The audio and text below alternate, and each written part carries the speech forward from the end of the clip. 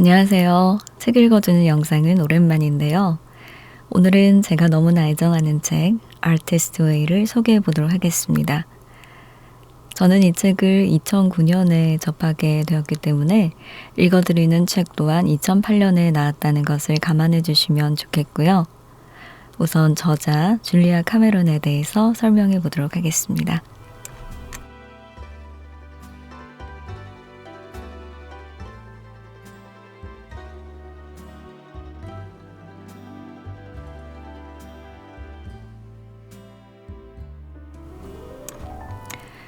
줄리아 카메론은 소설가, 시나리오 작가, TV 프로듀서, 영화 감독, 문예 창작 강사, 작곡가 등 다재다능한 예술가로 인정받고 있는데요. 시카고 트리뷴, 뉴욕타임즈, 보그, 마드모아젤, 코스모폴리탄 등에서 저널리스트로 활동했던 그녀입니다. 영화감독 마르틴 스콜세지와 결혼해서 그의 대표작인 택시 드라이버, 뉴욕의 시나리오를 공동 집필하기도 했지만 자신의 정체성에 대해 갈등하는 계기가 되죠. 결국 그와 이혼한 후 그녀는 우울증과 알코올 중독에 빠졌는데요. 이를 극복하는 과정에서 자신을 포함한 인간의 가장 중요한 정체성은 바로 아티스트라는 사실과 자신처럼 상처받은 사람들의 창조성을 치유하고 어루만져줄 소명감을 느끼게 됩니다. 이후 그녀는 창조성 워크숍을 익히는 한편 여러 분야에서 예술적 재능을 꽃피웠는데요. 감독 데뷔작인 영화 가츠윌은 세계 페미니즘 영화제에서 주목을 받고 런던 영화제에서 감독상을 수상하기도 했습니다. 현재 그녀는 뉴욕의 맨하튼과 뉴멕시코 고산지대 사막을 오가며 살고 있습니다.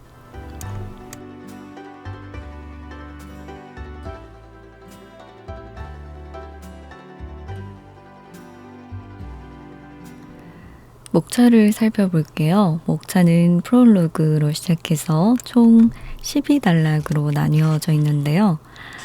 첫 번째, 창조성 회복을 위한 기본 도구와 창조성의 기본 원칙에 대해서 먼저 설명을 한 다음 1주, 2주, 3주 순차적으로 나뉘어져 있는 단락을 발견하실 수가 있으실 겁니다. 1주에는 안정감을 되살린다. 2주에는 자기 정체성을 회복한다. 3주, 내 안의 힘을 되살린다. 4주, 자기 신뢰를 회복한다. 5주, 가능성을 되살린다. 6주, 창조적 풍성함을 되살린다. 7주, 연대감을 되살린다. 8주, 자기 강점을 회복한다. 9주, 동정심을 되살린다. 10주, 자기 보호 감각을 회복한다. 11주, 자율성을 되살린다. 12주, 신념을 되살린다로 나뉘어져 있고요.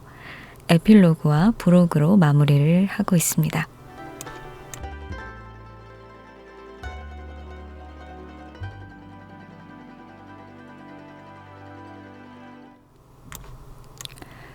그러면 프롤로그를 읽으면서 영상을 마무리해 볼까요? 내 안의 아티스트를 만나기 위하여 라는 프롤로그입니다.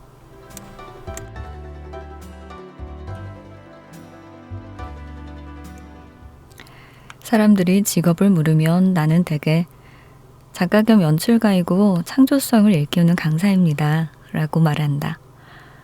그러면 사람들은 창조성이라는 말에 상당한 관심을 보인다. 창조성을 일깨우다뇨? 창조력을 가르쳐준다는 말인가요? 그들의 얼굴에는 호기심과 믿어지지 않는다는 표정이 역력하다. 그런 일은 할 수 없어요. 단지 사람들 스스로 창조성을 되찾을 수 있게 도와줄 뿐이죠. 그럼 우리가 원래부터 창조적이라는 말인가요? 이쯤 되면 그들은 반신반의하는 표정이 된다. 그럼요. 정말로 그렇게 믿으세요? 바로 이 책에서 내가 하는 일을 다룰 것이다. 10여 년 전부터 나는 사람들의 창조성을 일깨우기 위해 많은 강의를 해왔다. 수강생들은 직업상 창조성과 직접 관련이 있을 수밖에 없는 작가나 화가를 포함한 일반 예술가들, 그리고 학생과 일반 여성들, 기업체 임직원, 변호사에 이르는 다양한 직업의 사람들이 고루 포함되어 있었다. 이들은 예술활동을 통한 창조적인 삶에 관심이 있으며 창조적인 생활로 삶의 풍요로움을 추구하려는 사람들이었다.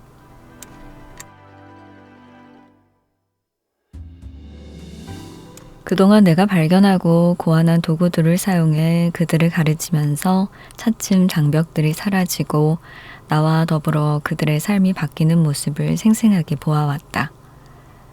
그것은 위대한 창조주가 내려주신 각자의 고유한 창조성을 발견하고 되살리는 지극히 단순한 과정이었다. 위대한 창조주라고? 무슨 사이비 종교 얘기 같군. 너무 기독교적인 것 같기도 하고 신문화운동 구호 같기도 하고 말이야. 어리석다고, 단순하다고, 위험하다고 알고 있다. 하지만 그것은 마음을 활짝 열기 위한 훈련이라고 생각하고 계속 읽어나가기 바란다.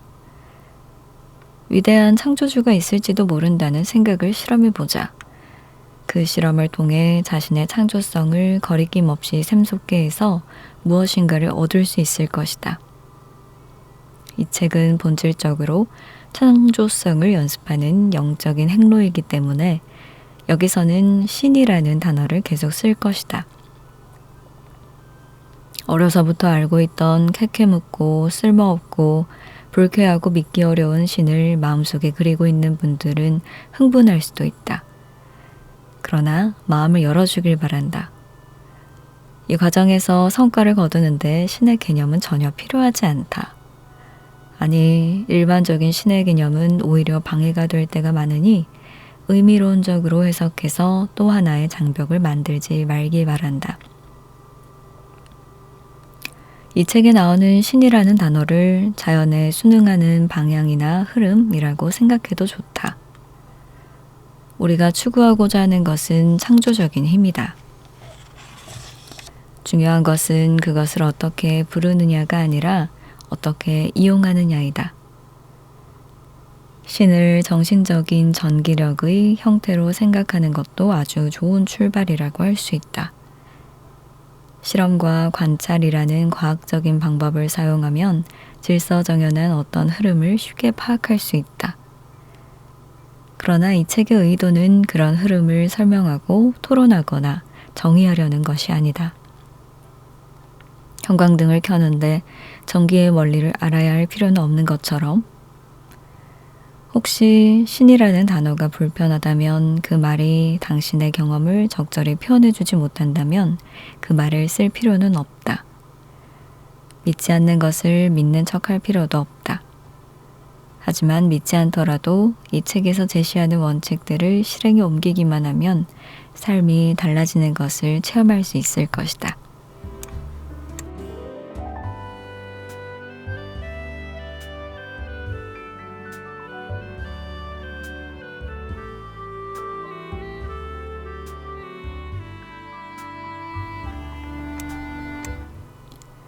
나는 아티스트 대 아티스트로서 도예가와 사진작가, 시인, 극작가, 무용가, 소설가, 영화배우, 감독, 그리고 예술적인 재능을 갖고 싶어하는 사람들이나 좀 더 창조적인 삶을 꿈꾸는 사람들과 일해왔다. 그러는 동안 창조성이 막힌 화가가 그림을 그리고 낙담한 시인이 시를 읽고 서툴고 잘 쓰지 못하던 작가가 원고지와 씨름하는 것을 봐왔다. 그리고 이런 사실을 믿게 되었다. 나이나 인생살이에 관계없이 예술을 직업으로 삼든 취미나 꿈으로 여기든 창조성을 일깨우려는 노력은 결코 늦었거나 이기적이거나 어리석은 일이 아니라는 것을 말이다. 항상 글을 쓰고 싶어 했던 50대의 나이 지긋한 어떤 사람은 이 책에서 제시한 원칙들을 실행에 옮겨 결국엔 희곡 작가로서 상을 받기도 했다. 한 판사도 평생에 꿈이던 조각가가 되기까지 이 원칙들의 도움을 받았다. 물론 강의를 들은 수강생들 모두가 전업 예술가가 된 것은 아니다.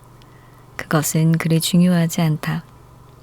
왜냐하면 개인의 창조성을 어떤 특정 작업에만 가둔다는 것은 본말이 전도된 것이기 때문이다. 강의를 들은 전업 예술가들 가운데는 오히려 평범한 사람으로 되돌아왔다고 털어놓는 이들도 많았다.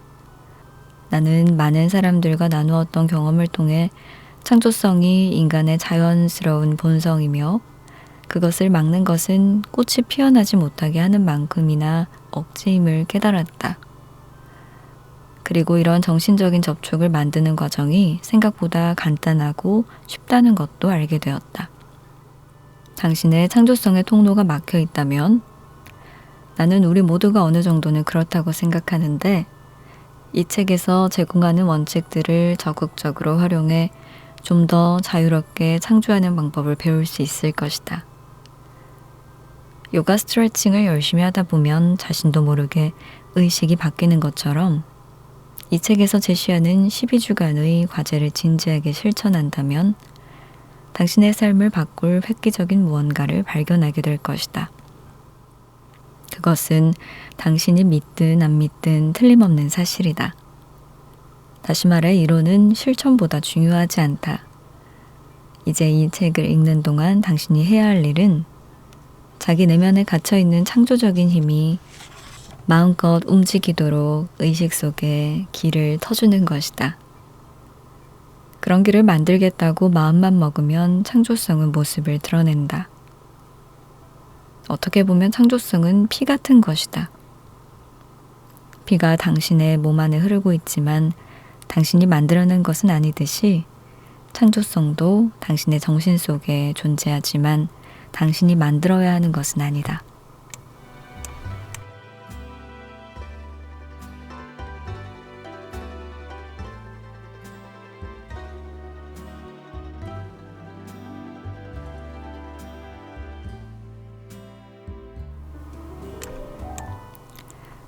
사람들의 요청을 받아들여 뉴욕에서 창조성 워크숍을 시작하기까지는 작은 사건이 있었다.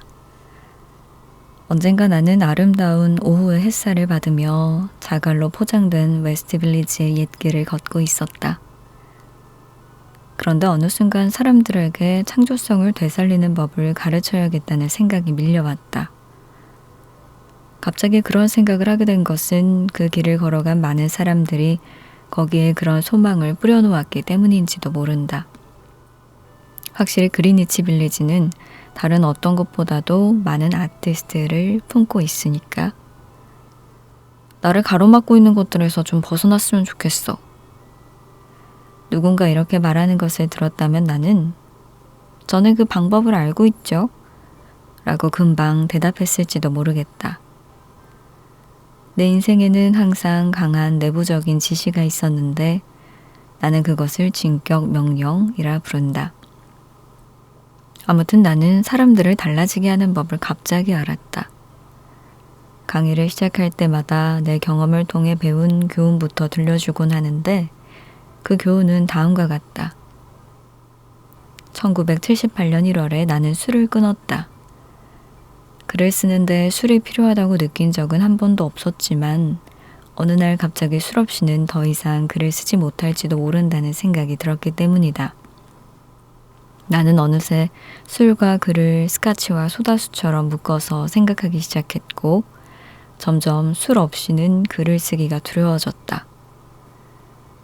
그래서 술을 마시고 많이 취한 상태에서 창조력이 어딘가로 숨어버리기 전에 글을 쓰곤 했다. 나는 발작적인 창조성, 끊어진 동맥에서 피가 솟구치듯 치솟는 그 취중의 창조성 덕분에 출세해서 30살이 되고 갑자기 술을 끊었을 때는 파라마운트 영화사 촬영장 근처에 내 사무실을 갖고 있을 정도였다. 하지만 10년 동안 글을 쓰면서 내가 배운 것은 막연한 가능성에 기대어 허둥지둥 단숨에 글을 써내려가면서 작품의 벽에 덤벼드는 것이 전부였다. 창조성이 어떤 면에서 종교적인 것이라면 그것은 십자가에 못 박히는 순환과 닮은 꼴일 것이다. 나는 문장의 가시덤불에 넘어졌고 피를 흘렸다.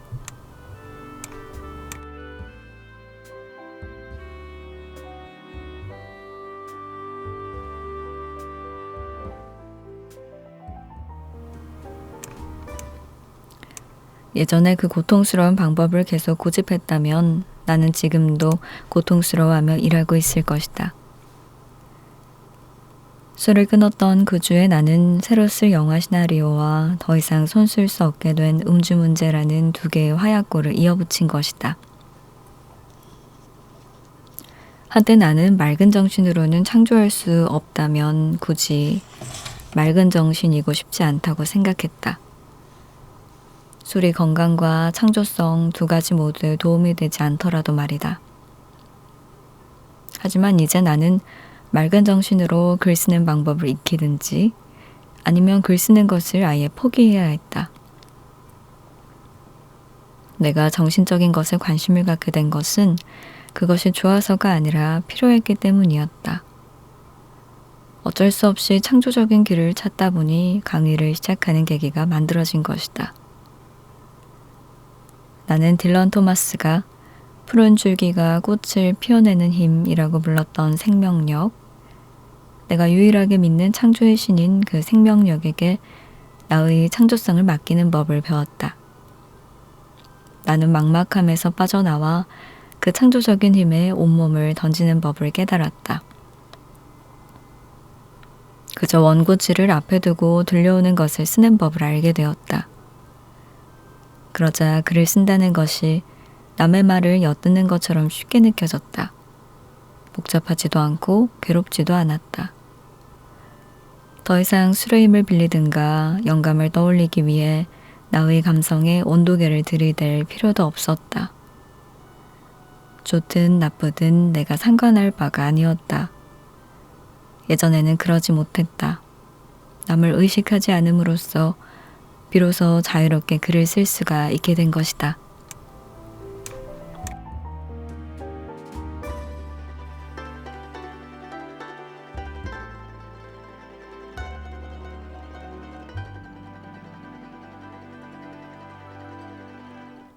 그때는 왜 그렇게 술을 마셔대며 스스로 고통받는 아티스트의 모습을 고집했는지 모르겠다.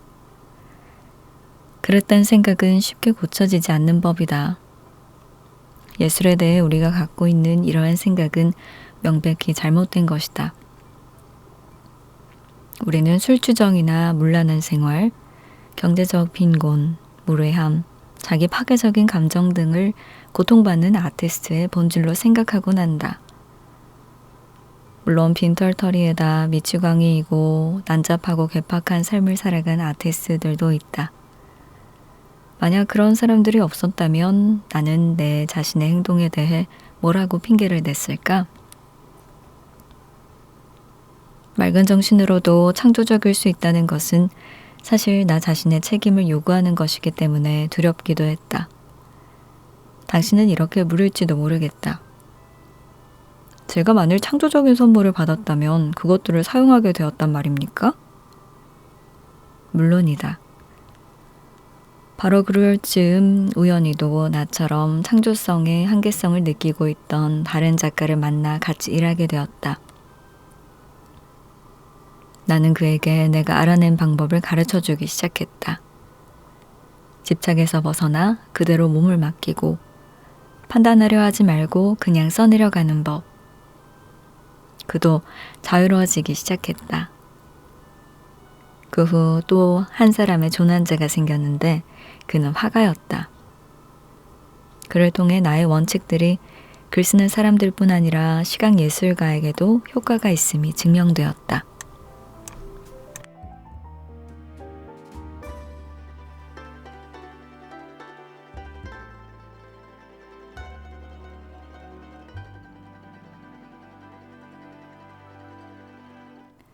정말 흥미로운 일이었다.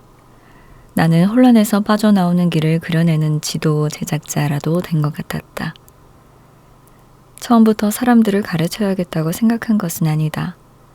다만 나를 이끌어준 사람이 없었다는 사실에 화가 났을 뿐이다. 왜 모두가 나의 전철을 밟아야 하는가? 왜 우왕좌왕하며 숱한 시행착오를 겪은 다음에야 뭔가를 배울 수 있단 말인가? 창조적인 사람이 되는 방법을 가르칠 수 있다고 나는 생각했다. 지름길, 행운의 길을 찾을 수 있는 실마리를 말이다. 허드슨 강변의 햇살 아래 오후 산책을 하며 다음 작품을 떠올리다가 불현듯 이런 생각이 든 것이다. 나는 사람들을 가르치라는 진격 명령에 따라 진격을 개시했다. 일주일도 채 지나지 않아 나는 뉴욕 페미니스트 아트 인스티튜트의 강사 자리를 제안받았다. 첫 시간에 창조성이 막힌 화가와 소설가, 시인, 영화 감독들이 모여들었다. 그들에게 이 책에 있는 원칙들을 가르치기 시작했다.